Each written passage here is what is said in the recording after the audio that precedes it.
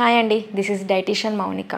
ఈరోజు మనం న్యాచురల్గా ప్రోబయోటిక్స్ మనకి మన బాడీలో అందాలంటే ఎలాంటి ఆహారపు అలవాట్లని మార్చుకోవాలో తెలుసుకుందాం. ప్రోబయోటిక్స్ అంటే మన ఇంటెస్టైన్లో ఉపయోగపడే ఫ్రెండ్లీ బ్యాక్టీరియాని పెంచేటట్టు చేస్తుంది. మన పేగుల్లో హెల్ప్ఫుల్ బ్యాక్టీరియా మరియు హార్మ్ఫుల్ బ్యాక్టీరియా అని రెండు రకాల బ్యాక్టీరియాలు ఉంటాయి.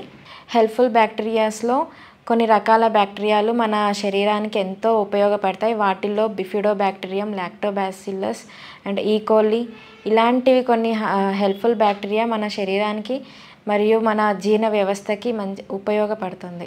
ఈ హెల్ప్ఫుల్ బ్యాక్టీరియా అనేది మన ఇంటెస్టైన్ వాల్స్ మీద ఉంటుంది. ఒకవేళ ఈ హెల్ప్ఫుల్ బ్యాక్టీరియా అనేది తగ్గిపోతే ఈ హార్మ్ఫుల్ బ్యాక్టీరియా అనేది మన జీర్ణ వ్యవస్థని దెబ్బతీస్తుంది. హెల్ప్ఫుల్ బ్యాక్టీరియా వల్ల మనకు ఎన్నో లాభాలు ఉన్నాయి. వాటిలో ముఖ్యంగా వైటమిన్ B12 అనేది మనకి పుష్కలంగా దొరుకుతుంది. ఒకవేళ వైటమిన్ B12 డెఫిషియన్సీ గనక ఉంది అంటే మనకి హెల్ప్ఫుల్ బ్యాక్టీరియా అనేది తగ్గుతుందన్న సూచన.